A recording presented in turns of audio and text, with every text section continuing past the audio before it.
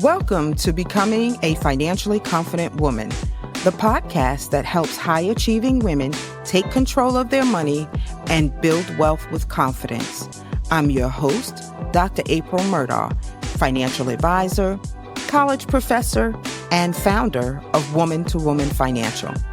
I've got women through retirement planning, generational wealth building, and everyday money decisions. Beyond the credentials, I understand the struggles on a personal level. I've experienced widowhood, divorce, homelessness, and the challenges of being a single parent. Those experiences shaped my mission to help women like you gain the clarity, confidence, and strategies you need to take control of your financial future. This podcast is where professional expertise meets real-life experience, so you can move forward without fear or overwhelm. Let's dive in.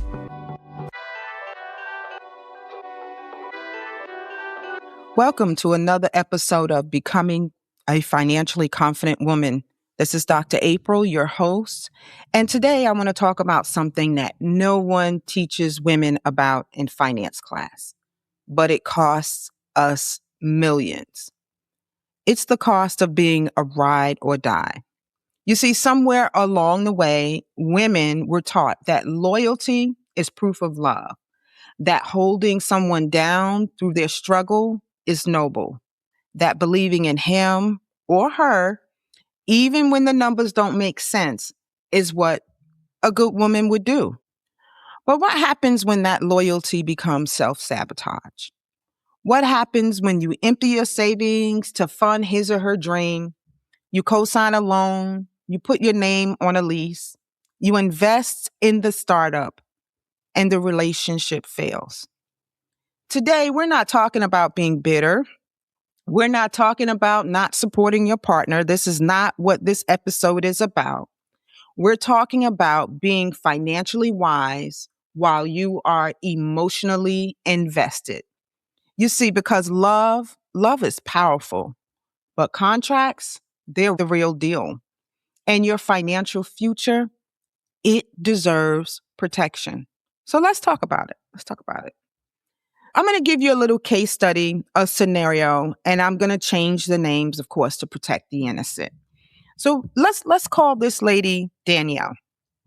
So Danielle, she's a high earning professional, stable income, excellent credit. And she meets Marcus. He's ambitious. He's fine. He's visionary. He's entrepreneurial. He's articulate. And he's fine. Let's not forget that. But most of all, Danielle, she believes in him. And so over the 2 years of their relationship, she gives him $25,000 from her savings. She co-signs a $40,000 business loan. She covers his business rent, his office rent for 6 months. She uses her credit card for the startup expenses. So her total exposure is nearly $90,000. But you see, Marcus's company, it begins to struggle. Stress builds, the relationship deteriorates, and they break up. So what does Danielle have now? Well, now the loan is still in her name. The credit cards are completely maxed. Her emergency fund is gone. And her retirement contribution stopped for the 2 years that she was in this relationship. But Marcus, he's moved on. And Danielle, she is rebuilding. And she says the most dangerous thing to me, is, I just wanted to support him. So just thinking about that scenario, I want us to just break that down financially. Because a lot of women, myself included, have done some of this. Not all of this maybe, but have supported someone to our own detriment. Now, I'm talking financially, but we have done it emotionally. We have done it with our children. We have done it with our time where we're investing way more than they are. I mean, we can give you a list, and I know you can make a list of the thousands or hundreds of things that you have done for people that have exposed yourself and helped them more than it has helped you. So let's break this down financially. So let's talk about the opportunity cost. So Danielle, she gave him $25,000 she invested at 8% for 20 years. So let's say now she's stuck with this payment and the 25,000 is gone, but she's got to pay 8%, and let's say it takes 20 years. So she's literally lost $116,000 of earning potential of that $25,000. You see, because that decision wasn't $25,000. It was six figures of future wealth. Six figures. So basically what I'm saying is if she had invested it in something that was earning 8% over a 20-year period, she would have earned $116,000, in excess of $116,000. So again, that decision wasn't just a $25,000 loan. This decision was six figures of her future wealth. The second thing is, let's talk about the credit damage. Oh my gosh. So, co-signing means that you are 100% responsible. My kids, they kind of laugh at me or they know I'm serious because listen, y'all, I'm talking from experience. I haven't been the best with my finances. Life has taught me a lot of lessons. And one lesson I know for sure is that I am not putting my name on nothing for nobody. I know that it's not grammatically correct, but I think you get my drift. And so my children, as they were coming up, they needed things or wanted things, and they were growing up and getting their apartments and their cars. And I told them very clearly, I ain't co-signing for nothing. I will give you the money or whatever I can afford to give you, but I ain't putting my name on nothing. See, because your people that you do that for, they promise you in the beginning, how they're gonna honor you, but they're raggedy. Because if they need a cosigner, they're probably kind of raggedy. So let's talk about this second thing that she did, this financial issue or the fallout that she's experiencing financially now that Marcus has gone on, is that she is now 100% responsible for $90,000 of debt. Not emotionally responsible, although I'm sure she's pissed off, but she is legally responsible. So if Marcus doesn't honor the obligations, they come in for her. So that's the second issue. The third issue is the retirement gap. She has 2 years of missed contributions. 2 years. And so those 2 years of missed contributions in your 30s and 40s can create a permanent compounding gap.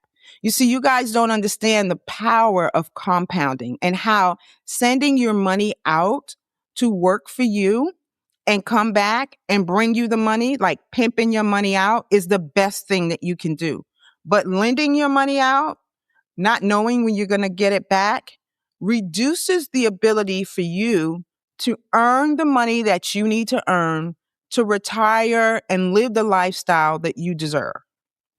And the last thing, the fourth issue, is the power imbalance. When one partner funds another, it shifts the whole dynamics. And a lot of times it's not in your favor.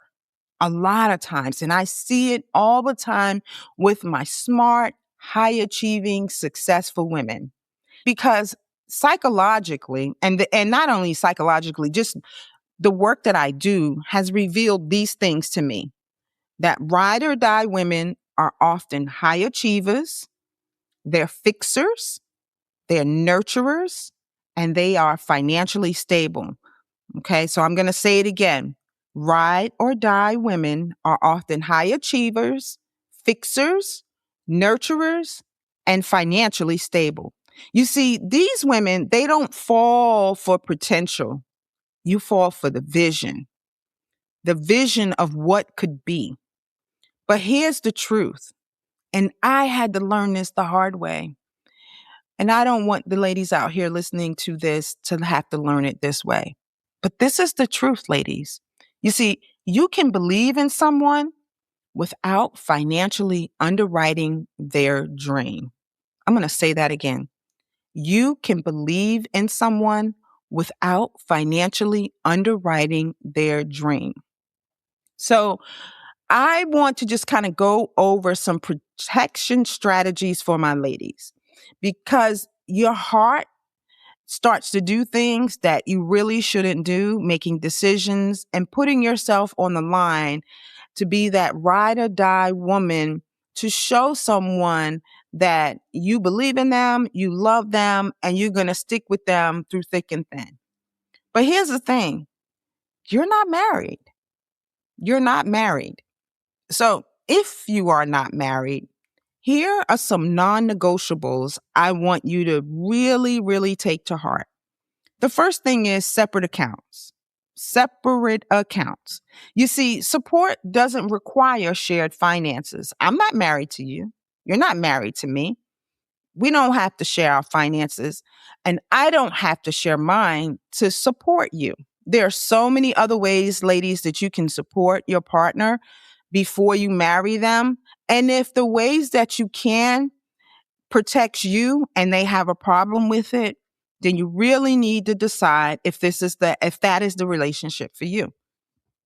The next thing is no co-signing. Like this is real talk. Like if the bank won't approve him on his own, then that's all the data that you need. You don't need nothing else because you need to be like the bank. I remember I had a kid that would need money periodically, couldn't pay their rent and needed money for X, Y, and Z. Not often, but a couple times. And when that happened, one of my rules was I needed to see your bank statements. I need to see for the last 3 months where your money has been going that required or caused you to not be able to pay your rent this month or get in this, like you can't pay your light. Where is the money going? The bank does the same thing. And I am the bank, okay? Because there's one thing when it comes to lending money, I don't lend money, I give money. And so if I'm going to give money, I'm going to sow my money in the right place. And if I see that you are fiscally irresponsible, I don't know if I want to be sowing my money there. Is that good ground? Now, no, I don't want my kid to be homeless, but I definitely go through their bank account and see where the money has gone and point out to them that, you spent $500 this month on Uber Eats. Like, seriously, does that make sense? That's the money you could have had for that, for your rent or whatever bill you're lacking. So no co-signing. If the bank won't approve him a loan, that is all the data that you need. The next protection strategy I want you to focus on are written agreements. Like written agreements are very important. We talked about some months ago on here, prenups, that's a written agreement. A marriage is you getting married is a contract. So when you go to lend money, and if you're truly lending money with the expectation of getting the money back, then you should have a written agreement. So if you invest, you need to treat it like an investment. You need to have an equity agreement with what percentage of the business do I own by investing this amount of money? An operating agreement. What percentage of the business do I get to participate in for putting money on the table or investing in this business? What are the repayment terms? Are you going to pay me back monthly? What is the interest rate? How long should I be expecting to have this money, paid back to me? Is this a 2-year note at 3% interest? You need to have some sort of repayment terms. And then you need to have an exit clause. Like, look, this is not working out.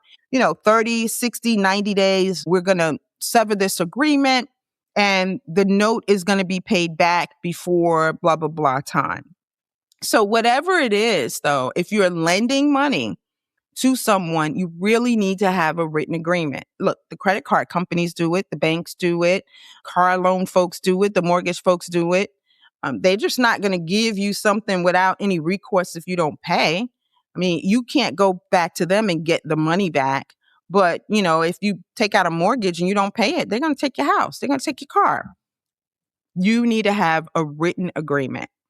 And the next thing is the next protection clause I want you ladies to really, really remember is never fund anything with your retirement money. Look, don't pause your retirement contributions to fund anybody's dream unless it's yours. Now, I don't recommend doing that even if it's yours, but if you're going to pause your retirement, if you're going to pause the opportunity for your money to go out and work for you and come back and bring you some returns, then, that's crazy. If you're going to do that for anybody, do it for you. I mean, that's the last resort option, but don't do it for someone else's vision. Do it for yours. So never fund with retirement money. You need to think that your retirement money is sacred. Like this is holy ground and no one should touch it but you. And the last thing is protect your emergency fund. If your partner, you start to see yourself dipping into your emergency fund or better yet, paying for things more often than they are because they may not be at the level you are financially. There may be some imbalance. There's nothing wrong with that. But if you are funding the relationship, that is a problem. So I want you to protect your emergency fund. You see, because that is your stability, and your stability is not collateral for anybody, anyone's business, anyone's dream at all. So let's just get to the hard truth.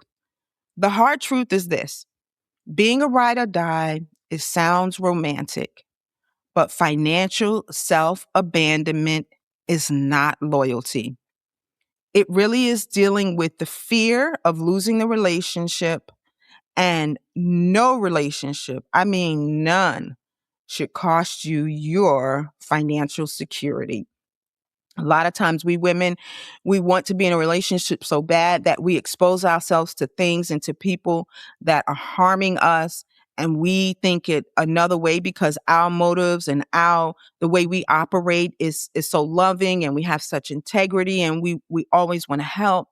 But I'm telling you right now, abandoning yourself financially is not loyalty. There's something else going on within you. You fear losing the relationship so much that you are willing to expose yourself financially, causing yourself financial harm just to keep this individual. So that really is the hard truth. That is the hard truth. And I know it sounds cruel, but you deserve better. You deserve to be in a healthy relationship with an equal partner who understands that you should not be exposing yourself and investing in them financially unless there is some sort of contract. And that could be a contract for marriage where you guys have been married, or a contract, a written agreement that states the repayment terms should you invest in them. I'm going to tell you, that just doesn't always go well. It just really doesn't. I work with business owners and I see partner relationship go south.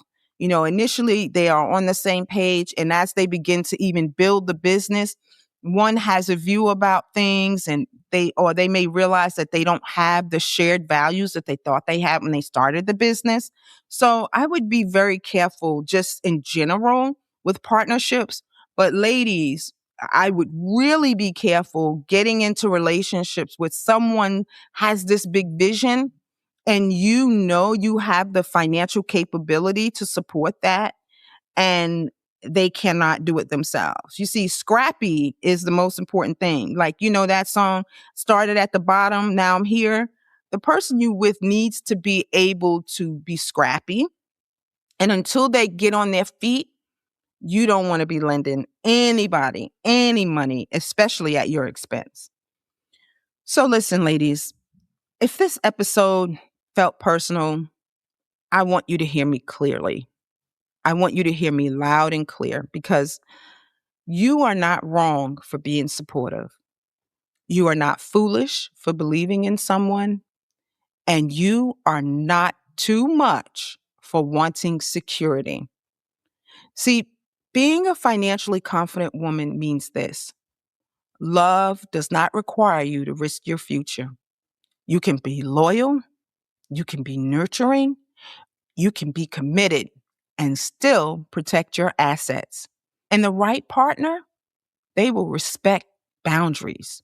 The right partner will not require you to bankrupt yourself to prove devotion. The right partner builds with you, not off of you. So if you are currently in a situation like this, I want you to pause. I want you to take a deep breath. And then I want you to go and I want you to run the numbers. I want you to protect your credit. I want you to protect your retirement. And most of all, ladies, I want you to protect your peace. And if you need help navigating those conversations, you see, that is what we do here. Because confidence, financial confidence isn't just about knowing the markets. It's about knowing your worth. Until next time, I want you to educate yourself. I want you to empower yourself. I want you to encourage another woman and never, ever, ever let loyalty cost you your future. Thanks for listening to Becoming a Financially Confident Woman. I know from experience that confidence with money can change everything. Be sure to subscribe, share this podcast with another woman who needs encouragement, and visit Woman to Woman Financial to schedule your confidential financial conversation. Remember, you are becoming a financially confident woman.